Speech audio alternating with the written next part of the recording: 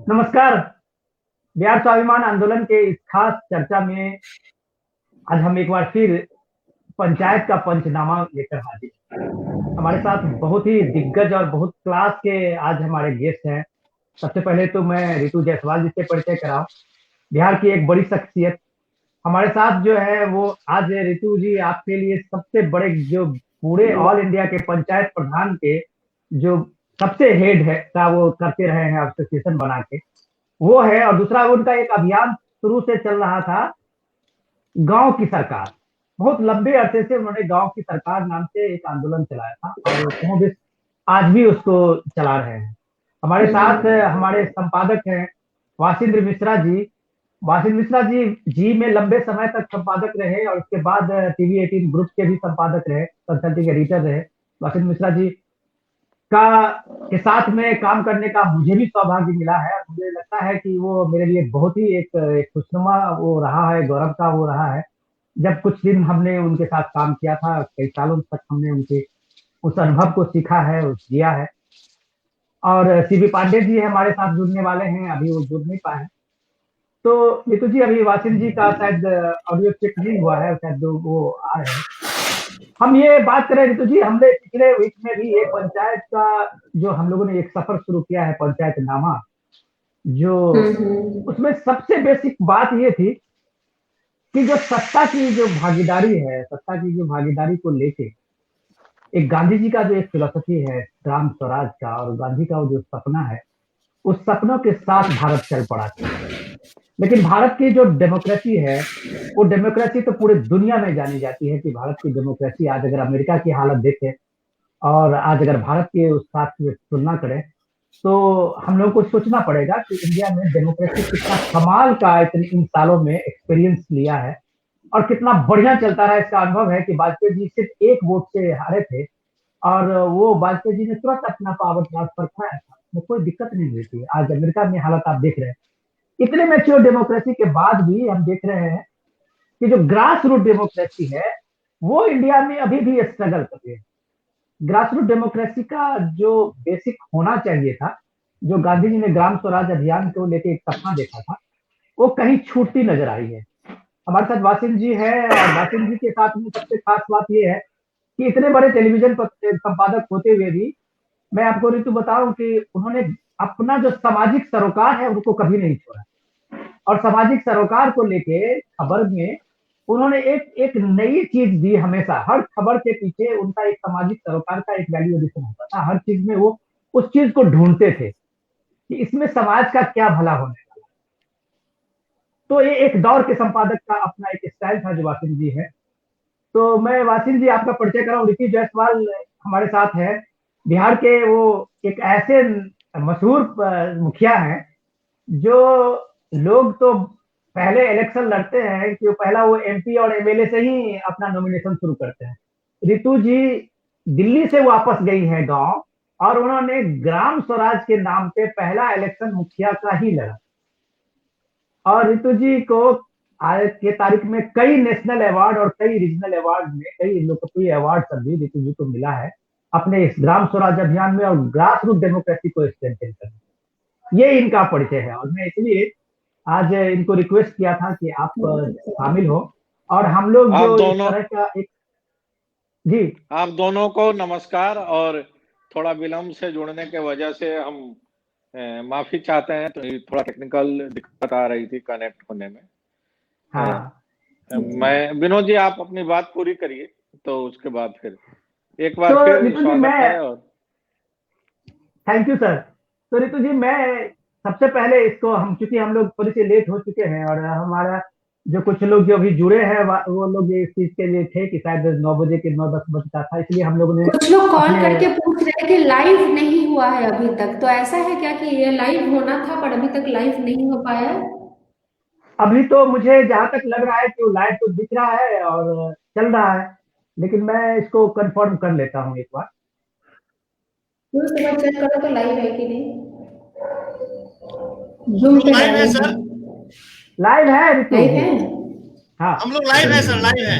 हाँ हाँ, ठीक ठीक वो ठीक है। चल रहा है। चलिए हम अपने उसी मुद्दे ग्रुप पे में आते लाइव हैं। है हम लोग। सर मैं ऋतु ठीक ठीक ठीक है वो। वासिन जी, मैं जो ऋतु जायसवाल का आपको परिचय देते हुए ये बता रहा था कि ऋतु जी के सामने में, ऋतु आज की तारीख में ग्रास रूट डेमोक्रेसी, चाहे यूपी के हो, बिहार के हो, पंचायती राज डेमोक्रेसी के सिस्टम को लेके जो इन्होंने एक संघर्ष किया है, मुझे लगता है कि इनको एक एक तरह से पूरे ग्रास रूट डेमोक्रेसी में एक इलेक्टेड जो रिप्रेजेंटेटिव है उसको एक मॉडल बनी, और उन्होंने अपने दम पे पंचायतों में जितने भी फ्लैगशिप स्कीम से लेके सारी चीजों को 100% फ्लैगशिप स्कीम को लागू कराया। इतने तमाम लाल फीताशाही के बीच में ऋतु जी ने जो अपने को साबित किया है, मैं पहले उन्हीं से जान लेता हूं कि आज का जो पंचायती राज निजाम है और जिससे लेके राजीव गांधी के समय में ये 73-74 अमेंडमेंट एक्ट हुआ, क्या वो फिलोसफी और गांधी के ग्राम स्वराज की फिलोसफी क्या जमीन के ऊपर आई है क्या ऋतु जी? जी सर, सबसे पहले तो मैं फिर से आपको धन्यवाद कहना चाहती हूँ कि इस डिस्कशन में यहाँ पे मुझे शामिल किया गया, और इतने सारे सीनियर्स हैं, मुझे आज बहुत कुछ सीखने को मिलेगा और मैं हमेशा सीखने के लिए बहुत बेताब रहती हूँ। तो सबसे पहले तो मैं उसके लिए धन्यवाद कहना चाहती हूँ। दूसरी बात मैं ये कहना चाहती हूँ कि जिस तरीके से जो गांधी का सपना था ग्राम स्वराज का मतलब ये था कि जो पंचायतें हैं, जो ग्राम है, वो पूरी तरह से आत्मनिर्भर बने, उसे किसी और की आवश्यकता ना हो। तो क्या हम सही मायने में अपने गांव को, अपने पंचायतों को और ग्राम स्वराज का वो सपना को हम पूरा राहुल कर पाए हैं? शायद नहीं कर पाए हैं। क्यों नहीं कर पाए हैं? क्योंकि अगर हम ग्राम स्वराज का सपना पूरा कर पाते तो शायद जो पिछड़े हुए राज्य हैं वहां के गांव से इतना ज्यादा माइग्रेशन नहीं होता। आज ये हकीकत है कि बिहार के गांव से या यूपी के गांव से इतना ज्यादा माइग्रेशन है, इतना ज्यादा माइग्रेशन है कि अगर हमारे गांव के नौजवान और लोग बाहर काम की तलाश में नहीं जाएंगे तो उनके घर में चूल्हा भी नहीं जलेगा। ये हकीकत है। अगर हमारे गांव के लोग बाहर जाकर, यानी कि दिल्ली है, पंजाब है, या जो विकसित राज्य हैं, वहां जाकर अगर काम नहीं करेंगे, मजदूरी नहीं करेंगे, तो बिहार के गांव के घरों में चूल्हा भी नहीं जलेगा। ये है आज का ग्राम स्वराज और ये हकीकत है। गांव को हम किस रूप में देखते हैं? जैसे ही हम गांव शब्द बोलते हैं या पंचायत शब्द बोलते हैं तो चारों तरफ क्या दिखता है? खेत, खाने पीने का अनाज, पपीते का पेड़, ऐसे बहुत सारी चीजें, मतलब वृक्ष दिखते हैं, फल फूल और खेती दिखती है, फसल दिखता है, लहलाते हुए फसल दिखते हैं। गांव शब्द बोलेंगे तो खेत दिमाग में आता है, आंखों के सामने खेत, फसल जो है लहलाती हुई वो नजर आती है। पर आपको पता है कि जिस गांव के शब्द के साथ अनाज आंखों के सामने आता है, फसल आंखों के सामने आता है, हकीकत यह है कि अगर 3 महीने अगर राशन ना मिले गांव को, तो अगर गांव में 300 लोग रह रहे हैं तो 200 लोग 3 महीने के अंदर भूखे मर जाएंगे। ये है आज का ग्राम स्वराज और ये बहुत बड़ी हकीकत है। मैं उस एरिया से हूँ, बिहार के, नॉर्थ बिहार के उस जिले से बात कर रही हूँ, उस जिले के पंचायत से बात कर रही हूँ, सीतामढ़ी जिला। मेरा ब्लॉक सोनबरसा है, परिहार हमारे विधानसभा का ब्लॉक है, नियर बाई ब्लॉक में बथनाहा है, बाजपट्टी, ये सारे ब्लॉक के गाँव की मैं बात कर रही हूँ, जहाँ पे कि स्किल मैपिंग की हम बात करें तो इतने सारे स्किल्ड लोग हैं, लेकिन वहां पे यहाँ उनको उनके हिसाब से काम नहीं मिलता। वो अपने स्किल्ड होते हुए भी आज वो बाहर के राज्यों में मजदूर बने हुए हैं। मुझे बहुत सारी बातें क्या करनी है, पर मैं चाहती हूँ कि ये डिस्कशन और बढ़े और फिर जब मुझे मौका मिले तो मैं ऋतु जी, इसी बहुत शानदार। मैं चाहता था, मैं इसलिए आपसे पहला सवाल या वासिन जी के साथ मैं अभी इसी से पूछता हूँ कि मैं चूंकि दिल्ली में और बाहर जो बैठे हुए लोग हैं और ग्राम स्वराज की बड़ी बड़ी बात करते हैं, वासिन जी ये एक रियलिटी चेक था आपके सामने में जो ऋतु जी ने रखा है अपने गांव की और गांव की हालत को और ग्राम स्वराज की उस हकीकत को। क्या आपको लगता है कि सर इतने फ्लैगशिप स्कीम जो रूरल डेवलपमेंट मिनिस्ट्री की हो, ये आप कहें कि एग्रीकल्चर मिनिस्ट्री की हो, कम से कम 50 से 60 ऐसे फ्लैगशिप स्कीम है जो अगर 100% लागू किया जाए तो गांव की जो दशा ऋतु जी बता रही है कि शायद उसमें तो बहुत सुधार हो सकती है। क्या ये पूरी चीजें लाल फीताशाही में कहीं से खो के रह गई है वासिन जी? सबसे पहले तो ऋतु जी का स्वागत है कि उन्होंने दिल्ली और मेट्रो की लाइफ छोड़ के गांव में रहना पसंद किया और गांव के लोगों की समस्याओं से रूबरू होकर और उनको निराकरण के लिए संघर्ष करने का निर्णय लिया।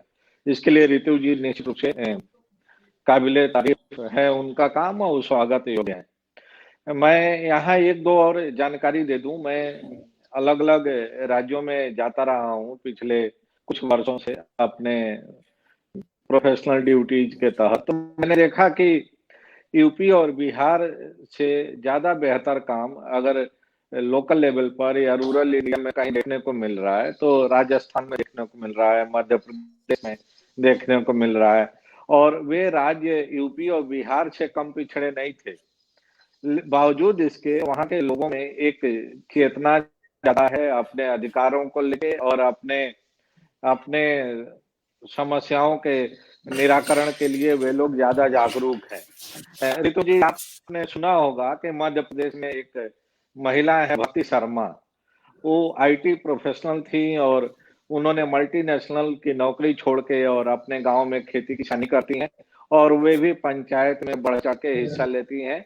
इसी तरह से राजस्थान की कई महिलाएं हैं जो कि ग्रेजुएट हैं, एमबीए हैं, आईटी प्रोफेशनल्स हैं और उन्होंने गांव के लोगों के साथ मिलकर उनकी माली हालत सुधारने के लिए कोशिश करने का निर्णय लिया है और वो काम कर रही हैं।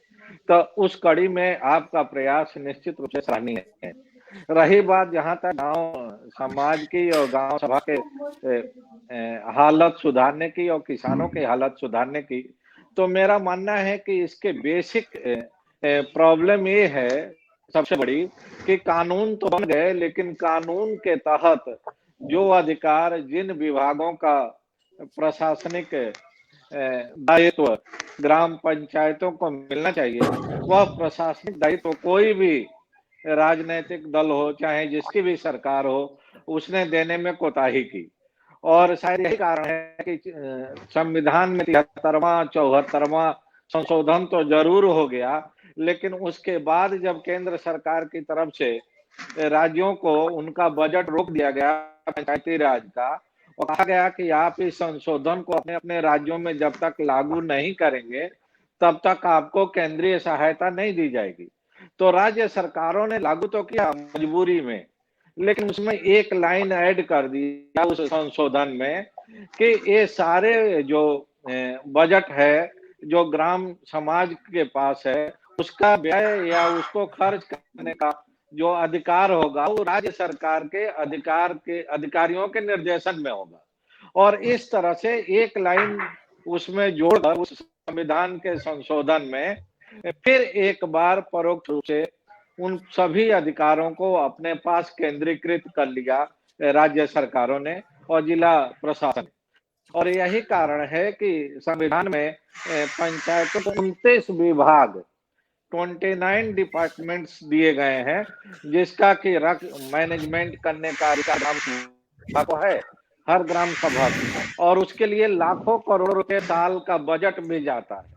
लेकिन उस बजट को खर्च करने के लिए फिर उन ग्राम सभा को, उन मुखिया लोगों को, उसी ब्लॉक के अधिकारियों को, जिले के अधिकारियों के रहमो करम पर रहना पड़ता है। ये सबसे बड़ा दुर्भाग्य है और इसके तरफ किसी भी दल की सरकार ने, चाहे वो बीजेपी की सरकार हो, गैर बीजेपी की सरकार हो, कांग्रेस की सरकारें हो या मंडल कमीशन के लागू होने के बाद जो सोशल जस्टिस के नाम पर जो अलग अलग सरकारें बनी अलग अलग राज्यों में, किसी भी सरकार ने अच्छे नियत और नीति से उन संशोधनों को लागू नहीं किया क्योंकि उनको लगता है कि अगर इन 29 डिपार्टमेंट्स का अधिकार गांव के मुखिया को मिल जाएगा तो फिर विधायक जी को और सांसद जी को कोई पूछेगा नहीं, उनका गणेश परिक्रमा को नहीं करेगा, उन अधिकारियों की आओ भगत नहीं होगी।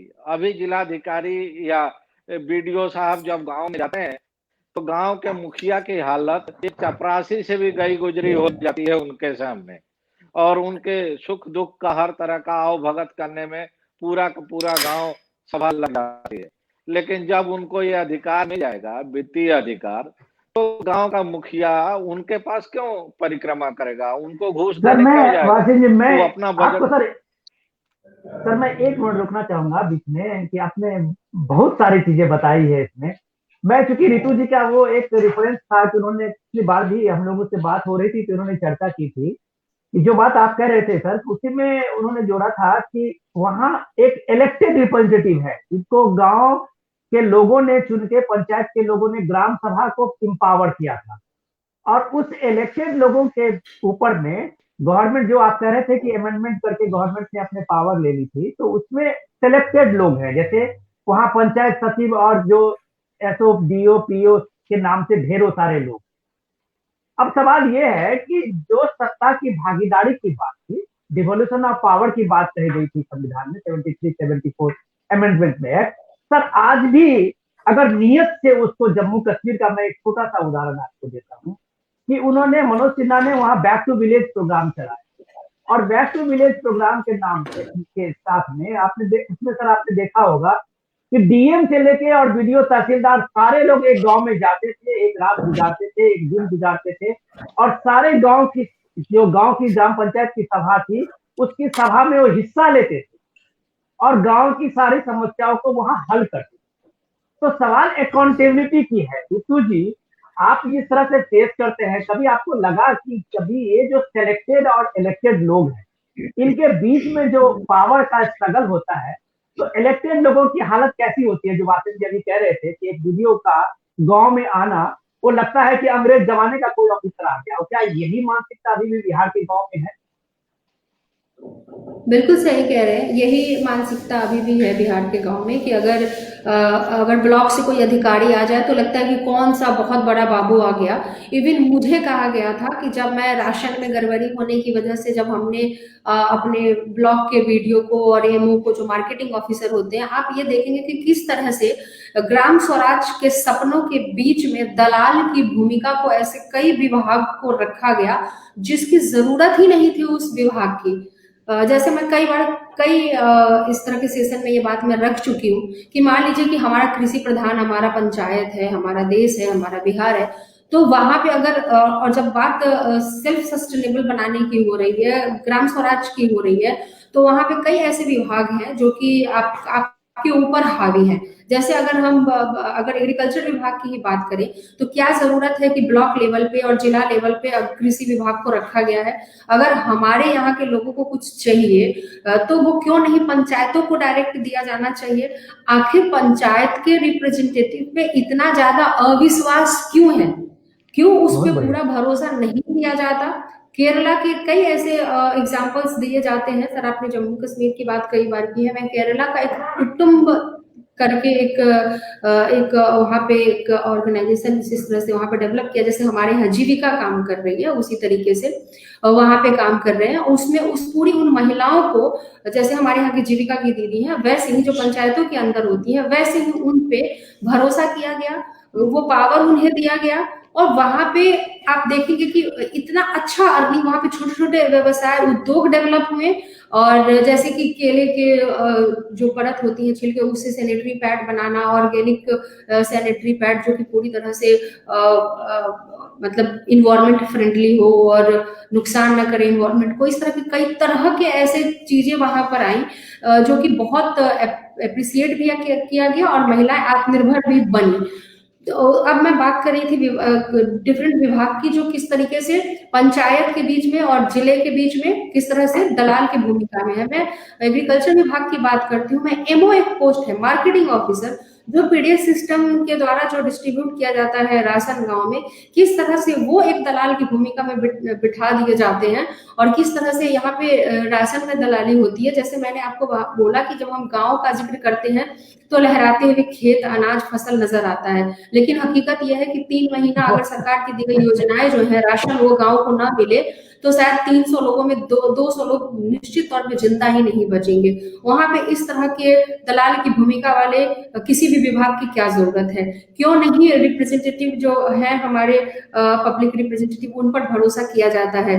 क्यों उनके साथ पैरेलल एक पोस्ट क्रिएट किया जाता है, चाहे वो वीडियो लेवल का हो, सीओ लेवल का हो या एमओ लेवल का है, या कोई भी इस तरह के की जरूरत क्या है, क्यों नहीं वो पूरी तरह से पावर दिया जाता है। और अगर आपको अविश्वास है तो सिर्फ वो अविश्वास क्यों सिर्फ जनप्रतिनिधि के ऊपर है, क्यों नहीं वो सरकारी कर्मचारी और अधिकारी के ऊपर भी, उन्हें भी उतना ही कॉलर पकड़ के घसीट के लाने की जरूरत है और उनको एक्सपोज करने की जरूरत है। क्योंकि पंचायतों में साइन किया गया एक एक चेक बिना पंचायत सचिव के ज्वाइंट साइन से, मुखिया और सचिव के साइन से होता है। अगर कोई भी गड़बड़ी होती है और कोई भी इल्जाम या वो लगाया जाता है जनप्रतिनिधि पे, तो बराबरी का हिस्सेदार जो होता है वो अधिकारी होता है और वो उतनी ही बराबरी की मात्रा में वो पैसा जो है वो ब्लॉक में बैठे हुए विभिन्न विभाग के दलालों तक, साफ साफ कहना चाहूंगी, जो जिनको आप कर्मचारी या अधिकारी या बाबू बोलते हैं या वीडियो बोलते हैं, मैं उनको दलाल बोलती हूँ। वो है यहाँ पे जो सरकार की योजनाएं जो आती है, सरकार की योजनाएं जो गांव तक के लिए दी जाती है, अंतिम व्यक्ति, अंत्योदय की बात करते हैं, अंतिम व्यक्ति जो लास्ट पंक्ति में बैठा हुआ व्यक्ति है उस तक पहुंचाने की बात करते हैं। आखिर बीच के वो कौन से लोग हैं जो अंतिम व्यक्ति तक नहीं पहुंचने देते हैं। बहुत बढ़िया नीतू जी, आपने तो ये, मुझे लगता है कि जिस भ्रम में हम लोग जीते हैं वो सारे भ्रम को आपने एक झटके में ही तोड़ दिया।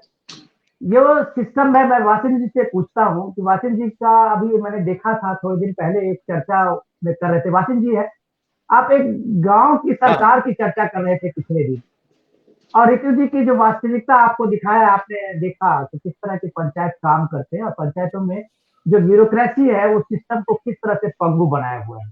ये बात जानते हुए भी इतने दिनों से, अभी हमारे बीच जो जज साहब जुड़ने वाले थे, रिटायर्ड जज है सीवी पांडे जी, जो गांव की सरकार नाम के आंदोलन चला रहे हैं बहुत दिनों से।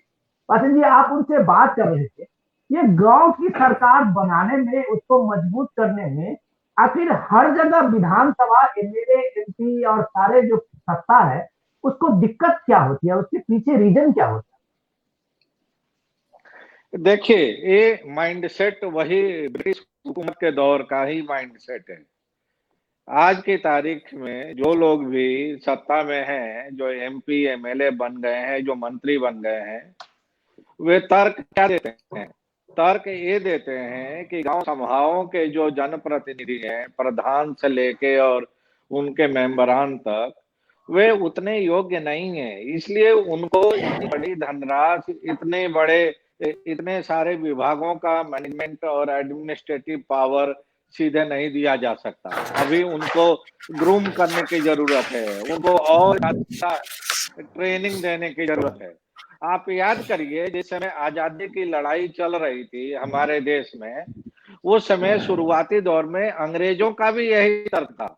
उस समय अंग्रेज यही कहते थे कि भारत में अशिक्षा है, भारत के लोग उतने विकसित नहीं है, भारत के लोगों को ट्रेंड नहीं है, स्किल्ड नहीं है।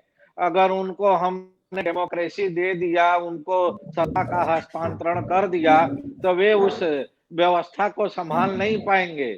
इसलिए हम यहाँ रुके हैं, जब तक उनके अंदर परिपक्वता नहीं आ जाती है तब तक हम ये व्यवस्था अपने हाथ में चलाना चाहते हैं।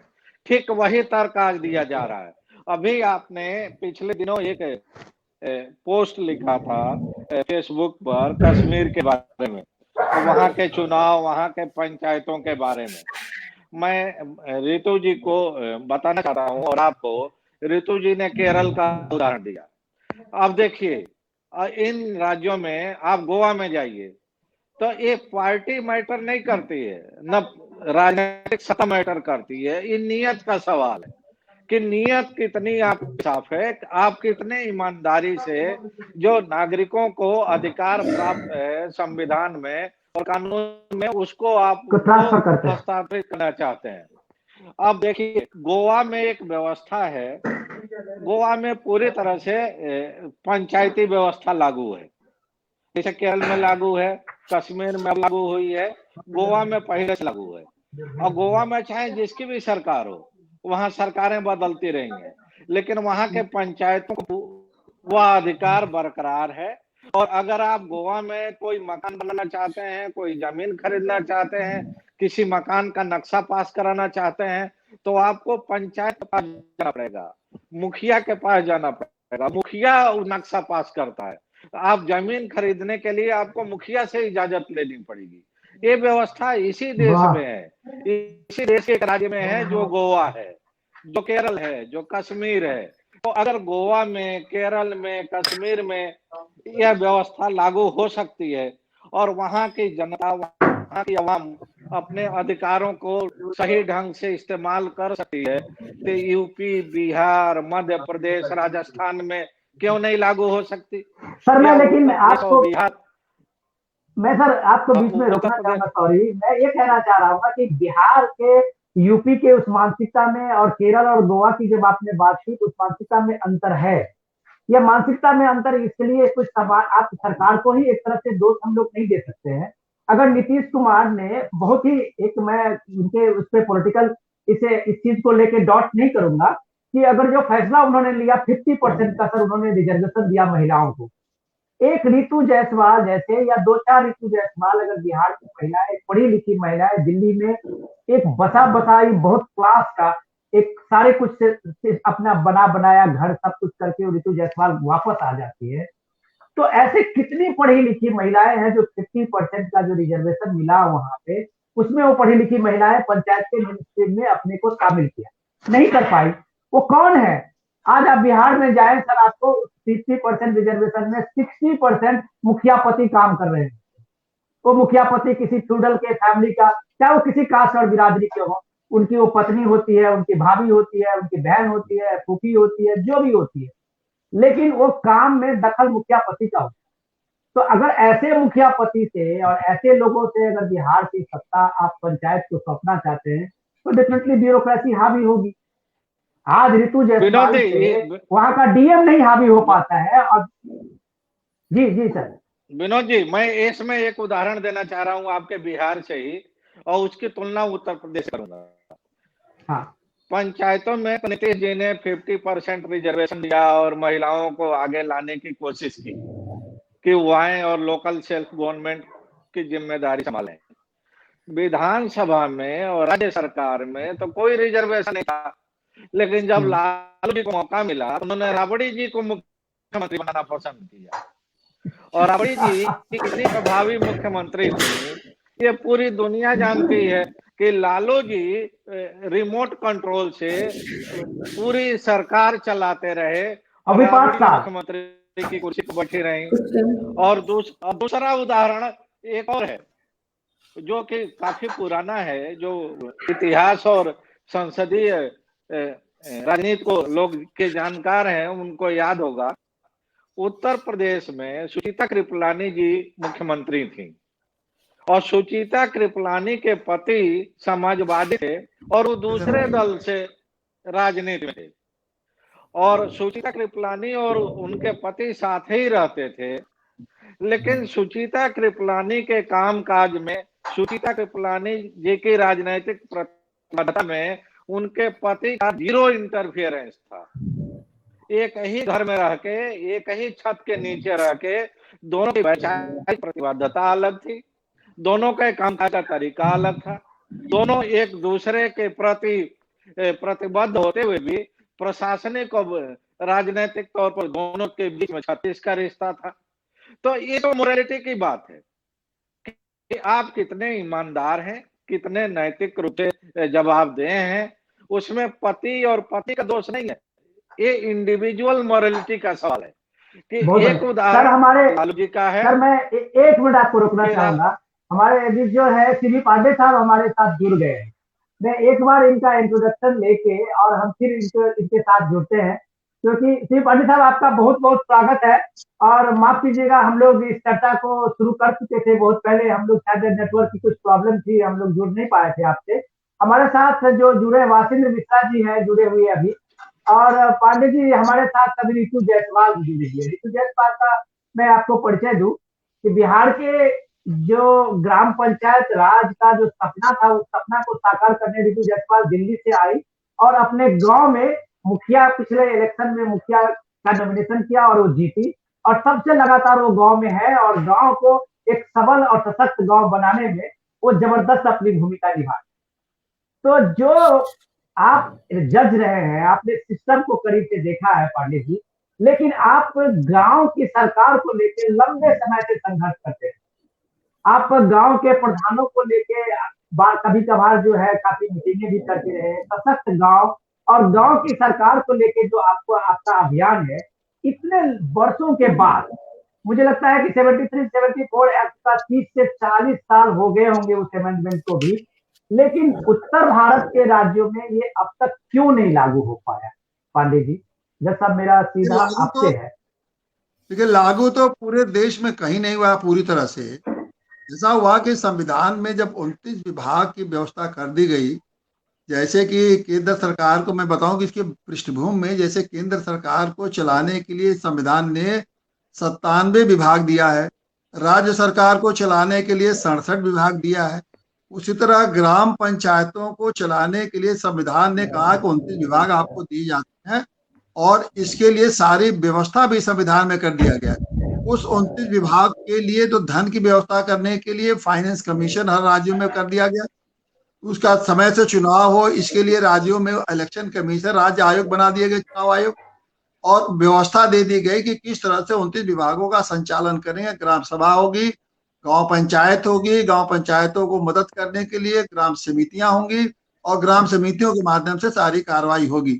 तो ये हर विभागों की एक समितियां होगी।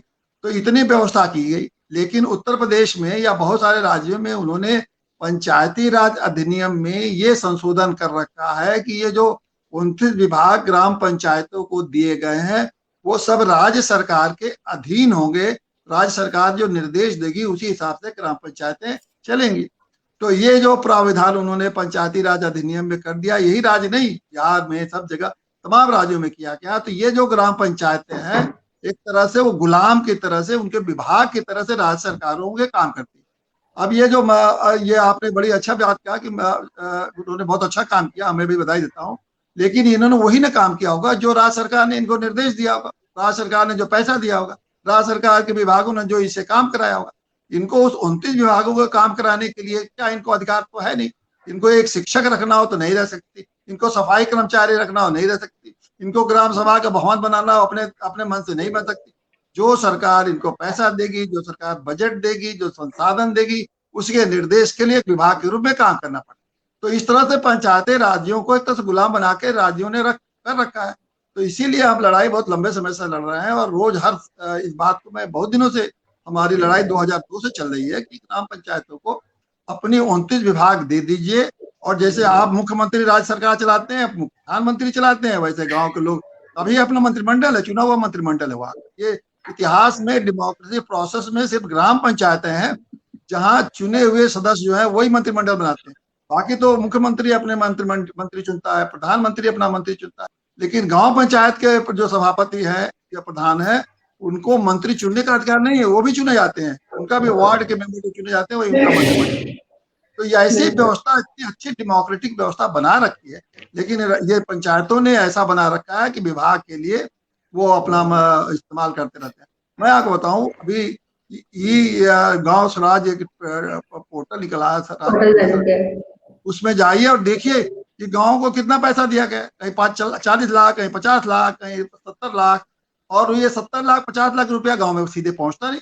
अगर ये 70 लाख 40 लाख 50 लाख सीधे पहुंचे गांव में और गांव के लोग खुद अपनी व्यवस्था उसके हिसाब से कर रहे हैं, सारी व्यवस्था, नियम व्यवस्था, अलॉटमेंट, एलोकेशन जैसे राज्य सरकार करती है, तो देखिए गाँव, लेकिन वो मनसा है नहीं। तो इसीलिए मैं समझता हूँ जब तक वो नहीं होगा तो थोड़ी बहुत इस तरह से काम होते रहेंगे, पैसा आता रहेगा, काम होता रहेगा, उसी को कुछ कोई अच्छे ढंग से कर देगा, कोई सड़क अच्छा वो बनवा देगा, बस इतना ही रहेगा। वैसे उनके पिछले को बनते हुए काम। जब सर मैं एक बीच में आपको रोकूंगा, रितु जी आपसे शायद कुछ पूछना चाहती थी। आपने जो कहा अभी विभागों के बंटवारा और 29 विभाग की बात, तो ये सारा खेल जो सत्ता का विकेंद्रीकरण की बात हम लोग कहते रहे हैं कि ये एक सपना था जो हमारे जो कॉन्स्टिट्यूएंट असेंबली के लोग जो आए थे, उन्होंने कहा कि ग्रास रूट डेमोक्रेसी को हम कैसे पहुंचाएंगे।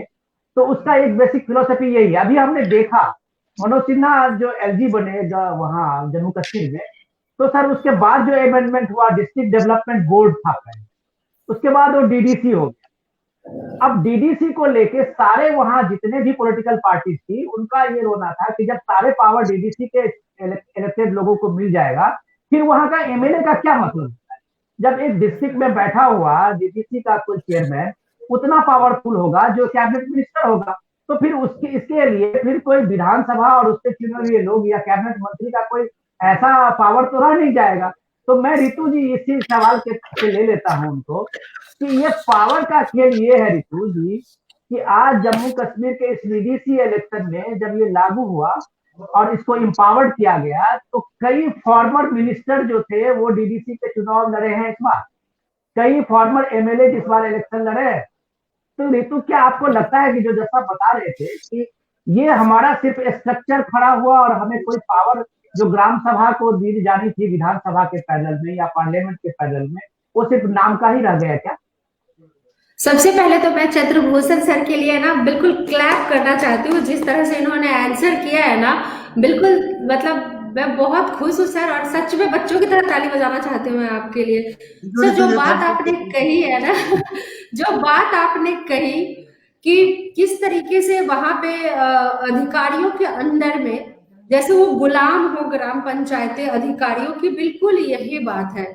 और जिस तरीके से सर जो अनटाइड फंड है और टाइड फंड है उसके भी सर लेटर दिए जाते हैं। सर अनटाइड फंड के पत्र दिए जाते हैं कि आपको अनटाइड फंड के तहत ये कार्य करने हैं, and this is called the untied fund. Untied fund का मतलब होता है कि इसके ऊपर कोई बाइंडिंग नहीं है, ग्राम सभा जो निर्णय लेगी उसके हिसाब से ये पैसे खर्च करने हैं, लेकिन वो प्रॉपर पत्र निकलता है। यहाँ पे प्रधान सचिव विभाग के यहाँ पर है अमृतलाल मीणा सर, उनके पत्र हमारे पास पहुंचते हैं कि आपको टाइड फंड के अंतर्गत ये कार्य ही करने हैं। ये है मैंने खुद, मुझे पहली बार जब मैं मुखिया बनी और एक सड़क का निर्माण करवाया, और एक ऐसी सड़क थी जो बाढ़ में बुरी तरीके से टूट गई थी, और उसको अगर तुरंत मरम्मत नहीं किया जाता तो वो सड़क पूरी तरीके से खत्म हो जाती। लेकिन जब मैंने अपने पंचायत सचिव को कहा कि आप चेक पे साइन कीजिए, मुझे ये टूटती हुई सड़क को बचाना है, ना कि पहले नए सड़क का निर्माण करना है, तो मैडम ऐसा कोई फंड नहीं है कि आप टूटते हुए सड़क को बचाएं, वो सड़क टूटती है तो आप टूटने दीजिए। यकीन मानिए कि 20 लाख की सड़क टूट गई और हम 5 लाख की सड़क की निर्माण कर रहे थे, जबकि उसके खर्च मुश्किल से 1 लाख रुपया होना था और उस 20 लाख की सड़क को हम बचा सकते थे। मगर एकदम दिल को कहते ना कि इस तरह से रह जाना कि ये क्या गाइडलाइन, ये कौन सा ग्राम स्वराज्य है जहां ग्राम सभा के माध्यम से जितने भी ग्राम सभा का आयोजन किया, एक एक लोग कह रहे हैं कि मैडम उस सड़क को बचाइए। 20 लाख की लागत का पिछले साल बना हुआ सड़क है और बाढ़ के कारण उसकी मिट्टी साइड से कट जाने के कारण वो हवा में है, उस फ्लैग को बढ़ा जाना चाहिए, लेकिन ऐसा कोई पैसा नहीं था और मेरे सामने वो सड़क टूट गई। दूसरा, अगर काम फंड को यूटिलाइज पंचायतों में ही करना है तो मुझे ये समझ में नहीं आता है कि जो इम्प्लीमेंटेशन एजेंसी है जो बना सकती है वो बेहतर ग्राम प्रधान और ग्राम सभा से बेहतर कौन हो सकता है। तो क्या जरूरत थी कि फंड को पंचायत समिति को दिया गया, बिहार में क्या हुआ, और जिला पार्षद को दिया गया। वो भी काम गांव के अंदर ही करेंगे, वो भी काम चाहे कहीं का एमपी है या एमएलए है, वो काम कहाँ कर रहे हैं, गांव के अंदर कर रहे हैं। फिर ऐसी कौन सी जरूरत पड़ गई कि वो सारे फंड को आप इस तरीके से बांटे जा रहे। तो जो भी सरकारें आती हैं उनकी नजर में क्या पहले दिमाग में ये रहता है कि कितने लोगों को हम इस तरीके से फंड को बांट दे, इतनी तरह से ये कर दे कि उनके कितने, आपको पता है कि जो हमारे फंड होते हैं पंचायतों के, जो 60% केंद्र से आते हैं और 40% हमारे राज्य सरकार के द्वारा दिए जाते हैं, उसमें से 20% पैसा यहाँ पे समिति को दिया गया और 10% जिला पार्षद को दिया गया। जी, लेकिन मैं आपको ये बताऊं कि ये सब कुछ सिस्टम में ऐसा भी नहीं है कि जितने इलेक्टेड लोग हैं वो इतने ईमानदार भी हैं। मैं वासिम जी को जस्ट आपने अपने पूरा अनुभव बताया एक मुखिया के नाते, और बहुत कमाल का आपने चीजों को सामने में रखा है। हम लोग समझते हैं कि ये ग्राउंड जीरो हमारी है रिपोर्ट, लेकिन सबसे सवाल ये है कि अभी इस कोरोना का काल में देखा वासिम जी कि गांव में जितने सारे मजदूर वापस आए, प्रवासी मजदूर लाखों के लाख तादाद में लौटे, 27 लाख बिहार में वासिम जी मजदूर लौटे हैं प्रवासी मजदूर। उनको घर के सामने में रोजगार देने की बात कही गई, चाहे स्वजल योजना के साथ में हो, मनरेगा के स्कीम में हो, सरकार की तरफ से पूरा पैसा दिया गया, पूरे सिस्टम को ऐसा लगाया गया कि हर लोगों को अपने घर के सामने में काम मिले। लेकिन ऐसा हुआ क्या वासिम जी? आपको आश्चर्य लगा कि हर मुखिया जो है वो अपने आप में बिहार में, मैं ऋतु जी के सामने इसलिए कह रहा हूँ कि ऋतु जी बहुत कर्मठ मुखिया है, लेकिन हमने देखा है वहां उस गांव में कि मुखिया अपने आप में एक ठेकेदार भी है। मनरेगा वहां जेसीबी मशीन से काम होता है, ट्रैक्टर से काम होता है, खाली वर्क डे लिखाया जाता है और सारे लोगों को पैसा जो है उस तरह से बंदर बांट कर दिया जाता है। तो ये भी लूट तो वहां मुखिया जो आप जिसको पढ़ा लिखा मुखिया कहें या अनपढ़ मुखिया कहें, सिस्टम तो इसी तरह से करप्ट हुआ है नवाज जी।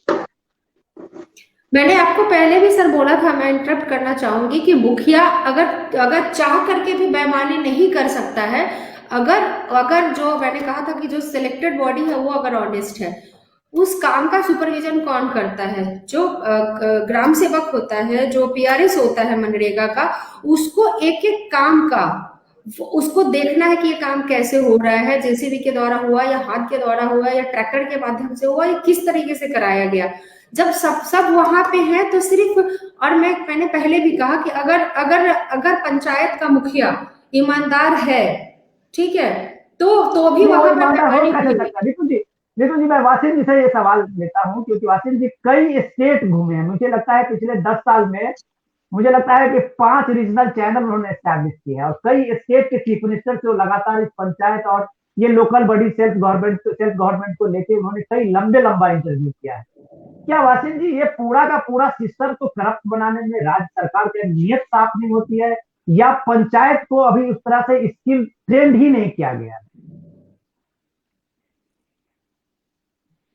नहीं, मुझे लगता है कि नियत का सवाल है और इसमें मुझे लगता है कि नियत का सवाल है और इसमें पूरा नेक्सस काम करता है, जिसमें मुखिया से लेके और जिला स्तर तक के अधिकारी शामिल रहते हैं, उच्च विभाग के डायरेक्टर शामिल रहते हैं, उच्च विभाग के सचिव और मंत्री तक शामिल रहते हैं। तब इस तरह के जो काम होते हैं, जो आर्थिक भ्रष्टाचार के मामले हैं, उस पर सब लोग मिल के पर्दा डालते हैं और अगर कहीं कोई उसमें घोटाला होता है या बेईमानी होती है तो उसमें सब बराबर के हिस्सेदार होते हैं। मुखिया तो एक लोएस्ट यूनिट है जिससे कि सारे काम कराए जाते हैं और जब कभी मामला पब्लिक डोमेन में आ जाता है और उस पर इंक्वायरी होती है तो मुखिया के विरुद्ध कार्रवाई करके, मुखिया के विरुद्ध एफआईआर करके, मुखिया को सस्पेंड करके और ऊपर के अधिकारियों को बचा लिया जाता है।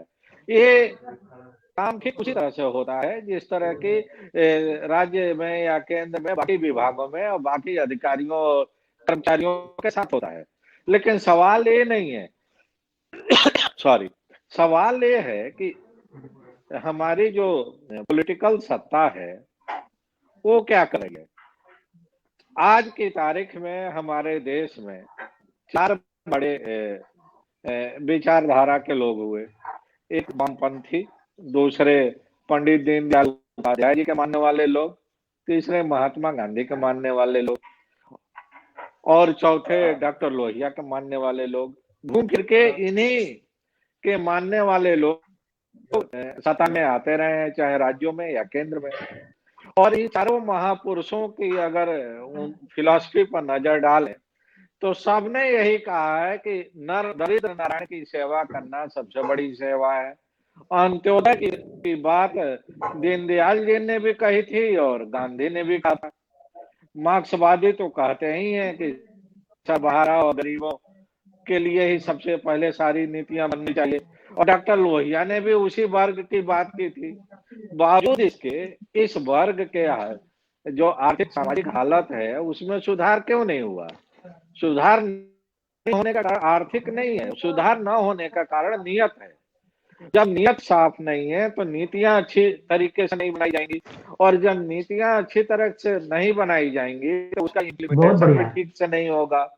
तो अब जब इम्प्लीमेंटेशन ही नहीं होगा तो दिल्ली में बैठ के या राज्यों की राजधानी में बैठ के आप चाहे जितने बड़े बड़े कानून बना लिए, जितनी बड़ी बड़ी अच्छी घोषणाएं कर दीजिए, जो इम्प्लीमेंटिंग एजेंसी है, जो ग्रास रूट पर जाकर जिसे इम्प्लीमेंट करना है, जब वही करप्ट है, वही उसको एम्पावर नहीं किया गया है तो कैसे उसका इम्प्लीमेंटेशन होगा? और दूसरी बात जो बार बार तर्क दिया जाता है, एक बस आखिरी बात हम कहना चाह रहे हैं कि एक जो तर्क दिया जाता है कि पंचायतों में ट्रेंड लोग नहीं है। तो ट्रेंड लोग कैसे होंगे जब आप उनको काम ही नहीं देंगे, जब वो काम करेंगे तब सीखेंगे। अगर जब उनको काम ही नहीं दिया जाएगा, उनको कोई जिम्मेदारी ही नहीं दी जाएगी, तो वो अपने जिम्मेदारी का वो निर्वहन ठीक से कर पाते हैं कि नहीं कर पाते हैं, इसका रिपोर्ट कार्ड कैसे तैयार किया जाएगा। तो जरूरी ये है कि पहले उनको जिम्मेदारी दिया जाए जो संविधान ने उनको दे रखा है, और उसके बाद उनको एम्पावर किया जाए, उनको ट्रेन किया जाए, और जहां जरूरत हो वहां स्टेट एजेंसी या सेंट्रल एजेंसी उनको फैसिलिटेट करे, तब जाके रिजल्ट आएगा, तब जाके जो संविधान के निर्माताओं का। मैं जज साहब का ले लेता हूँ सवाल, एक सवाल उनसे ले लेता हूँ। ऋतु जी ने भी काफी लोडेड सवाल सब दिया है, मुझे लगता है कि मुझे एक बार पूछना चाहिए, क्योंकि पांडे जी ने अपने इस टाइम में पंचायत प्रतिनिधियों का एक यूनियन भी बनाया था। मुझे लगता है कि मुझे जहां तक याद है कि जो ग्राम प्रधान का की जो एक ये यूनियन है, उसके भी पांडे जी रिप्रेजेंट करते रहे हैं। आप यूपी में अभी इलेक्शन होने वाला है, जैसा बिहार में भी इलेक्शन होने वाला है, एक एक इलेक्शन में एक एक मुखिया 25 लाख 50 लाख कई जगह पे तो 1-1 करोड़ रुपया खर्च करता है, जिस तरह से एमएलए और एमपी के इलेक्शन में होते हैं। क्या आपको लगता है कि पांडे जी इतना साफ सुथरा सिस्टम में चीजें है कि मुखिया पैसा खर्च करने का मतलब क्या है कि वो एक ऐसा तो है नहीं कि समाज सेवा के लिए पैसा खर्च कर रहे हैं, वो पैसा कमाने के लिए ही खर्च कर रहे हैं? क्या इस सिस्टम का फॉल्ट नहीं है क्या? नहीं, सिस्टम ने ये बताइए। इसके पहले एक बात मैं और कहना चाहूंगा कि जो ग्राम पंचायतें हैं वो कोई पॉलिटिकल बॉडी तो है नहीं, वो बिल्कुल नॉन पॉलिटिकल पार्टी है, वहां पॉलिटिकल पार्टी नहीं लड़ती। उसको ये सारे पॉलिटिकल पार्टी ने क्यों उसको पॉलिटिकलाइज कर दिया? ये पॉलिटिकल पार्टी गांव पंचायतों को जहां ऑटोनॉमी देना चाहिए, उनको पूरा एम्पावर करना है, जहां उनको सारे के सारे अधिकार, वित्तीय फाइनेंशियल रेगुलेशन सब बनाने का अधिकार देना चाहिए, ये पॉलिटिकल पार्टी घुस के क्या मैसेज देना चाहती है? यह चाहती है कि पॉलिटिकल पार्टी की गांव पर होल्ड रखे। जब एक पॉलिटिकल सिस्टम ही उस गांव पर होल्ड करना चाहता है, जिसको संविधान ने ऑटोनोमस बॉडी बनाया है, तो भ्रष्टाचार तो पॉलिटिक्स में जितना है उतना ही भ्रष्टाचार गांव पहुंचेगा। सारे पॉलिटिकल पार्टी जो है वो अपने कैंडिडेट खड़ा कर रही है, अपने सपोर्ट से कैंडिडेट खड़ा कर रही है, और ये चाह रही है कि सरकार के जब उन्हें चुने जाएंगे तो वो सब, चूंकि एक पूरा एक सिस्टम करप्ट है, एक दूसरे से कमीशन बाजी होती है। हर गांव पंचायत में जो पैसा जाता है, जितना पैसा जाता है उसकी पहले शेयरिंग होती है, शेयरिंग नहीं अगर होगा तो जाएगा ही नहीं, तो पूरा नीचे से लेकर ऊपर तक शेयरिंग होती है। ग्राम प्रधान न चाहते हुए ईमानदारी से काम करता है, फिर भी वो जब तक पैसा नहीं देगा तो उसका बजट का एलोकेशन उसको मिलेगा नहीं, और मिलेगा भी तो 2 महीने बाद मिलेगा, 4 महीने बाद मिलेगा। ऋतु जी जैसे आगे पढ़ी लिखी है, अब ऐसे गांव में पढ़ी लिखी महिलाओं की कमी नहीं है, पढ़े लिखे लोगों की कमी नहीं है। आप उनको समझते हैं कि गांव वाले भ्रष्ट हैं और ये अधिकारी और एमएलए एमपी ईमानदार है, ये सब भ्रष्ट हैं। और उस भ्रष्टाचार के जो इनकी आदत है, उसी भ्रष्टाचार को गांव को वो एक चरागाह के रूप में इस्तेमाल कर रहे हैं, और चूंकि चरागाह के रूप में इस्तेमाल कर रहे हैं, इसीलिए जो जितने चरवाहे हैं वो चाहते हैं कि अधिक से अधिक पैसा लेके अपना चुनाव लड़ो, जीतो, और फिर इस चरने का काम करो। तो ये पूरे सिस्टम को इस तरह से करप्ट कर दिया है कि अब उसको, जब तक मैं ऐसा समझता हूँ कि कोई पॉलिटिकल पार्टी, कोई पॉलिटिशियन उसको शेयर नहीं कर रहा। मोदी जी जैसे लीजिए, मोदी जी कहते हैं कि हम गांव स्वराज लाएंगे, क्या ना नहीं, तो उनके पास पावर है। अगर ये स्टेट गवर्नमेंट के जो कानून है ये अगर ठीक नहीं है, तो आप सेंट्रल गवर्नमेंट से आप स्टेचुटरी प्रोविजन कर दीजिए कि सारे कॉन्स्टिट्यूशन में स्पेसिफिकली कर दिए कि सारे 29 विभाग उनको देने पड़ेंगे, राज्यों के पास कोई डिस्कशन नहीं रहेगी। ये भी नहीं हो रहा। तो ये मैं पांडे जी, मैं सर मैं आपने कहा अभी, मैं सिर्फ आपको एक चीज आपका ध्यान लाना चाहता हूँ कि आपने प्राइम मिनिस्टर मोदी की भी बात कही थी और ग्राम स्वराज की भी बात कही थी। मैं उस चीज को मैंने देखा है, करीब से महसूस किया है कि अभी प्राइम मिनिस्टर मोदी ने पिछले वाला जो टर्म था, 2014 के टर्म में उन्होंने भारत के 119 जिले को एस्पिरेशनल डिस्ट्रिक्ट नाम दिया, और उस 119 डिस्ट्रिक्ट में जो ग्राम स्वराज अभियान है उसको लागू करने के लिए जितने भी प्राइम मिनिस्टर फ्लैगशिप स्कीम है, सेंटर के जो स्कीम है, उसको 100% लागू कराने के लिए उन्होंने डिस्ट्रिक्ट मजिस्ट्रेट को अकाउंटेबल बनाया, और एक तरह से यहाँ पे सेंटर की टीम गई और उन गांव का दौरा करके वहां पे 4 दिन 5 दिन 10 दिन 20 दिन का कैंप करके एक एक जिले के एक एक गांव को इंश्योर कराया। तो मेरा सवाल ये है कि ग्राम वो क्या करेंगे? मैं एक बीच में मैं सर एक सवाल आपसे करना चाह रहा हूँ। एक बात मैं आपको बताऊं कि एक ग्राम मोदी जी का स्कीम था ना, कि हर एक गांव को अडॉप्ट किया जाएगा, पार्लियामेंट के मेंबर अडॉप्ट किए जाएंगे। जब पार्लियामेंट के मेंबर गांव में अडॉप्ट किए, सारा स्कीम उनका फ्लॉप हो गया, फेल हो गया। कहाँ गए एमपी जी और कहाँ गए मोदी जी का गांव, और कहाँ गया है? जब ये लोग नहीं कर पाए तो आप समझते हैं कि डिस्ट्रिक्ट मजिस्ट्रेट करेगा? डिस्ट्रिक्ट मजिस्ट्रेट को आप फंड दे सकते हैं, central government, state government fund देगी, उनको तो आप चलने का और मौका दें। सर मैं इतना पैसा आदर्श गांव जो है वो आदर्श गांव एक फिलोसफी आदर्श थी, गांव जैसी कोई फंड नहीं चीज था। नहीं। जब आपको हाँ, गांव को आपने अधिकार दे रखा है कि अपना व्यवस्था सिर्फ चलावे, तो फिर आदर्श गांव क्या है? आदर्श गांव क्या होता है कि वो आदर्श राज्य क्या होता है, आदर्श केंद्र क्या होगा? वो गवर्नमेंट है, उस गवर्नमेंट को अपने चलाने दीजिए, मत आदर्श बनाइए, उसको आप दे दीजिए कि वो अपने ढंग से चला दे। देखिए हर गांव का अपना सभ्यता है, संस्कृति, उसके वहाँ लोगों का अपना एक प्रोग्राम होता है, वहाँ एक अलग सोच होती है, उनकी अलग क्रिएटिविटी होती है।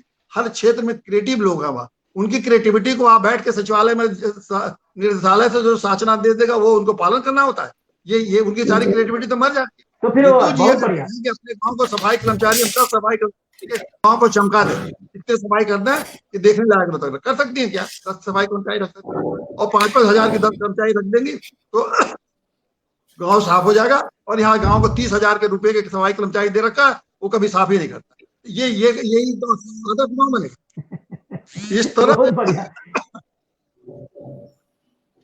सर, आपका हमारा लगता है सर हम पंचायतों को हम तीसरी सरकार का दर्जा देने की बात तो करते हैं, थर्ड गवर्नमेंट के रूप में तो हम देखते हैं। केंद्र सरकार संसद में बैठ के, it is not a third government, first second government, it is a full fledged government just like central government is a government, बिल्कुल state तो government is a government, similarly it is a government, exactly sir. तो जब केंद्र सरकार संसद में बैठ करके नीतियां बनाती हैं, मुख्यमंत्री जो है वो विधानसभा में बैठ करके नीतियां बनाते हैं, तो पंचायत सरकार अपने पंचायत में बैठ के नीतियां क्यों नहीं बना सकती है? हम क्यों एजुकेशन का काम करते हैं? हम क्यों ऊपर से थोपी हुई चीजों को ही इम्प्लीमेंट करने के लिए बाध्य है? वो हमें केंद्र से थोपे जाएंगे, हमें राज्य से। अगर हम थर्ड गवर्नमेंट है, अगर हम तीसरी सरकार है, तो हम अपनी नीतियां पंचायतों में बैठ कर बनाएंगे।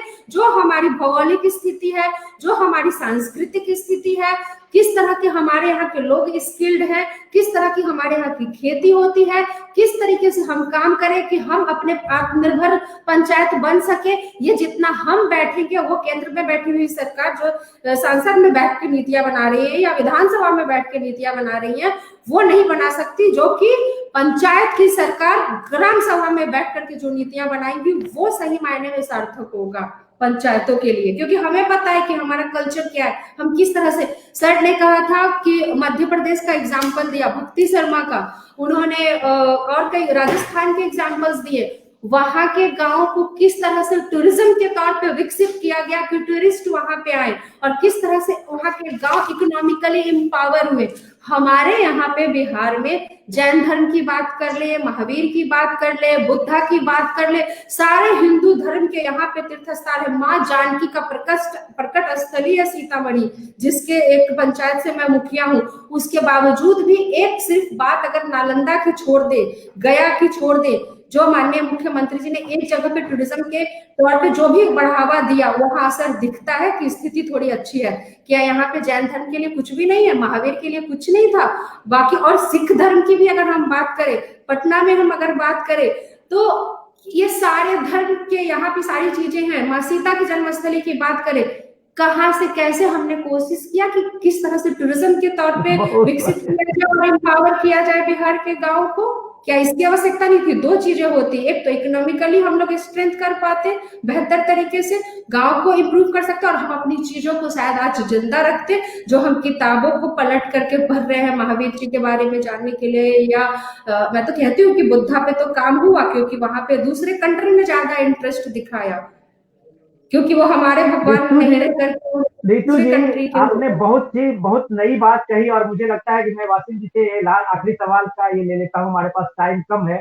आपने बहुत कमाल की बात कही कि आपने गांव को सबल अगर बनाना है तो ग्रामीण इंफ्रास्ट्रक्चर जो है उसको मजबूत करना होगा, और जो ग्राम सभा है उस ग्राम सभा को इम्पावर करना होगा, सो दैट कि वो अपने रिसोर्सेज को लेके, ग्राम अगर आत्मनिर्भर होगा तभी स्टेट आत्मनिर्भर होगा, तभी देश आत्मनिर्भर होगा। लेकिन वासिम जी, मैं आखिरी सवाल आपसे ले लेता हूँ सर, बहुत आप लोगों का टाइम लिया। मैं आखिरी सवाल आपसे लेता हूँ कि जो ग्राम पंचायत का बेसिकली जो फिलोसफी है वो सामाजिक भागीदारी के नाम से, और सामाजिक भागीदारी का मतलब से ही ग्राम सभा की बात की थी। ईमानदारी से आज यूपी हो या बिहार हो, क्या इस गांव के जो लोग हैं इस सामाजिक भागीदारी से किसी भी ग्राम सभा में बुलाए जाते हैं? क्या किसी भी ग्राम सभा के वो हिस्सेदार गांव के अंत्योदय के जो अंतिम व्यक्ति है वो होता है, या फिर वही फ्यूडल सिस्टम जो पंचायतों का है जो 50 साल पहले था? क्या इसमें दिगर तब्दीली किए हुए जो रितु जी चाहती है कि एक एम्पावर्ड ग्राम सभा हो, वो मुमकिन है क्या? सर जब गाइडलाइन ही बाहर ऊपर से आता है, देखिए सबसे जी वासिफ जी, देखिए सबसे पहले तो ये समझना होगा कि गांव सरकार की जो परिकल्पना थी वो हजारों साल पहले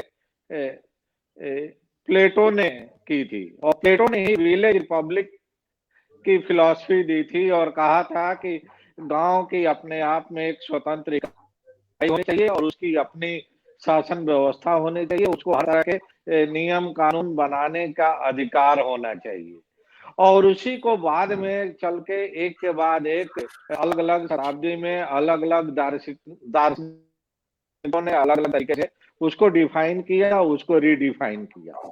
सीवी पांडे जी का जो पिछले लगभग 2 दशक से आंदोलन चल रहा है वो इसी बात को लेकर चल रहा है कि जो संविधान में अधिकार दिया गया है, जो कानूनी अधिकार दिया गया है, उसको आप भौतिक रूप से ट्रांसफर कर दीजिए पंचायतों को, जिसकी डिमांड की अभी ऋतु भी कर रही थी और कह रही थी कि जब तक पंचायतों को उनका अधिकार नहीं मिलेगा तो वो अपने सोशो इकोनॉमिक भौगोलिक परिस्थितियों को ध्यान रख के किस तरह की योजनाएं बनाएंगे।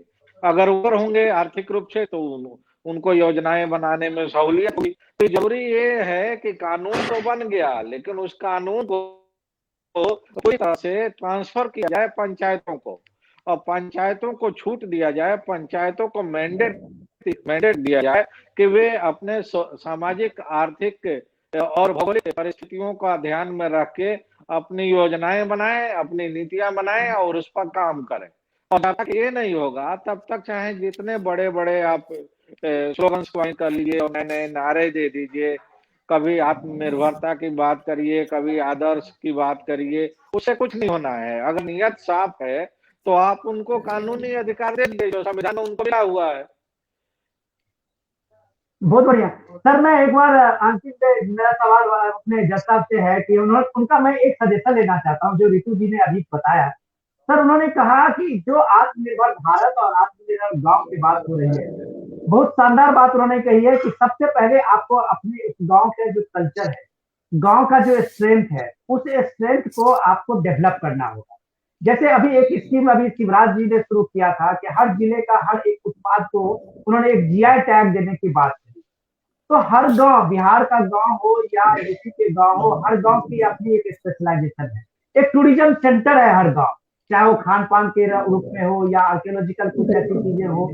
तो क्या गांव को एक इकोनॉमी का हब देने में उसमें दिक्कत क्या है? स्टेट गवर्नमेंट को क्या दिक्कत हो सकती है कि गांव अपने पैर पे खड़ा हो, या जो गांव सभा है या गांव की जो अपनी सभा है वो मजबूत हो? इसमें क्या दिक्कत हो सकती है क्या स्टेट गवर्नमेंट? दिक्कत तो है, तभी तो नहीं दे रहे हैं। वही सब दिक्कत ये है, उनका कंट्रोल खत्म हो जाता है। ये बताइए, गांव में बैठे हुए लोग ये क्या कम बुद्धिमान है? क्या कम उनके सभ्यता और संस्कृति भारत की क्या है? 70% आबादी, पहले तो 80% 85% लोग गांव में रहते थे, आज भी 70% लोग रहते हैं। करीब 1 अरब लोग गांव में रहते हैं, और गांव के लोगों के पास इतने सालों तक क्या देश में सरकार में एमएलए एमपी या मंत्री नहीं थे तो गांव क्या चलते नहीं थे?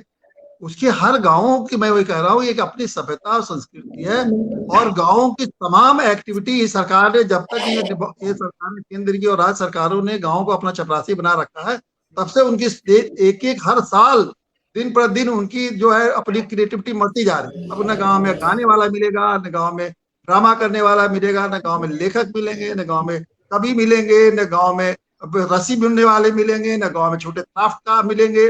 मतलब जैसे जैसे उनको माने। अब शिवराज जी कहेंगे कि गांव में इस तरह का हब बनेगा, तब बनेगा। गांव वाले क्या नहीं जानते हैं कि अपने गांव में किस तरह से हमको अपना विकसित करना है। इतने हजारों साल बिल्कुल तक जिन बिल्कुल गांवों को अपने आरक्षित रखा और जिनको बांध के रखा, पूरी सोसाइटी और समाज को सोशली, मॉरली, लीगली हर तरह से जिसको हमने बांध को रखा, उसको अब ये 70 साल में तो बर्बाद कर दिया। वहां कुछ रह ही नहीं गया गाँव में। गाँव एक तरह से, अब गाँव एक तरह से बार बार ना कि गाँव को स्मार्ट गाँव बने। अब बताइए, कोई पागल ही कह सकता है कि गाँव को स्मार्ट विलेज बनेगा। अब स्मार्ट विलेज बनेगा कि गाँव अपने को रिजनरेट करना पड़ेगा, पुनर्जीवित करना पड़ेगा। गांव मर चुके हैं गांव को, और गांव को जिंदा तभी होंगे, रिजनरेट तभी होंगे, पुनर्जीवित तभी होंगे जब उनको पूरे अधिकारों से लैस करिए बहुत बढ़िया, और उनको छोड़ दीजिए। और ये मत भूलिए, बहुत शानदार। जिस तरह मोदी जी जैसा विद्वान और योगी जैसे विद्वान और सुचरण चरण मुख्यमंत्री जैसे विद्वान लोग हैं, वहां उतने से ज्यादा बहुत विद्वान गांव में बैठे हुए हैं। उनको अगर आप देंगे अवसर तो उनसे बेहतर बना के गांव को छोड़ेंगे वो लोग, और देश को, उससे गांव की तरक्की के साथ ही देश की तरक्की जुड़ेगी। अब बहुत बढ़िया अगर सर, गांव को मिटाएंगे तो भारत की सभ्यता और संस्कृति मिट जाएगी इसमें। बहुत बढ़िया अब आप ये सर। मैं सोचिए, क्या एक करेंगे। लास्ट एक आखिरी बात और, सवाल बात का। खत्म, आखिरी जी जी बात मैं सर। कहूंगा, जैसे सर गांव में, गांव को कितने अच्छे ढंग से गांव का इधर 70 सालों में आपने देखा कि प्राइवेट खेती से गांव वालों ने अपने को मजबूत किया और इतना उत्पादन किया कि आज समस्या हो गई। अब आप उसमें बाहरी क्या के गांव को अपने पावर न देके एक कॉर्पोरेट को घुसाने लगे गांव में। अब गांव में कॉर्पोरेट जिस दिन घुस जाएगी, जो कॉर्पोरेट खेती की कोशिश की जा रही है, क्या होगा गांव का। मैं तो बहुत ही आशंकित हूँ, शायद गांव बचेंगे नहीं, पूरा देश एक सर जैसा मैं एक आखिरी बाजार आखिरी बन सवाल जाएगा, ले बाजार लेता हूँ की आपसे, रितु जी से ले लेता हूँ, क्योंकि हमारे पास अब टाइम कम है। बहुत हम लोगों ने टाइम ले लिया आप लोगों का। मैं रितु जी, आप 5 साल, सवाल से पहले आप आपसे ही ले लेता हूँ, आप इसके बाद बता दीजिएगा, क्योंकि अब हम लोग काफी समय ठीक है। बैठ चुके हैं और मुझे लगता है कि आपका भी काफी हम लोगों ने वक्त लिया है। तो ये जो हम्म, 5 साल का आपका अनुभव रहा है और आज की जो चर्चा है, बहुत सारे एक्सपीरियंस जो है हम लोगों ने पांडे जी से लिया है, वासिफ जी से लिया है। मुझे लगता है कि 5 साल का जो आपके अनुभव है, और आप अगले चुनाव के लिए फिर जा रहे हैं, जो मार्च अप्रैल में चुनाव होने वाला है, अगर बिहार में हो, यूपी में हो, तो आप ऐसा क्या बदलाव चाहेंगे जो गांव को एम्पावर करने के लिए आपको सबसे जरूरत लगती है, कि गांव को ये अगर मिले तो एक आत्मनिर्भर गांव का सपना पूरा हो सकता है? क्या बगैर पूंजी का ये संभव है क्या? देखिए, मैं यही कहना चाहती हूँ कि अगर राज्य सरकार हमें मिली 29 सब्जेक्ट में से ही पूरी तरह सहायता दे दे, तो मैं उसे ही आदर्श ग्राम स्वराज मानूंगी। क्या वो पूरी शुरुआत मानूंगी, आदर्श ग्राम स्वराज की शुरुआत मानूंगी। लेकिन ऐसा है नहीं, कहने को दिया गया, लेकिन वो कहते हैं ना कि दो न्याय अगर तो पूरा दो, जो जो एक था ना, दिनकर ने कहा था, दो न्याय अगर तो आधा दो, उस पे भी अगर बाधा है, समथिंग इस तरह का कुछ था मुझे। तो वो न्याय जो है ना, यहाँ पे वो नहीं किया गया, वो पूरी तरह से दिया ही नहीं गया आपको। तो ये बात है यहाँ पे। मुझे याद है महाभारत में भी ये बात शायद कही गई थी कहीं पे। तो ये है कि वो पूरा दिया ही नहीं गया, आधा ही दिया गया, वो बिल्कुल नहीं दिया गया, है ना।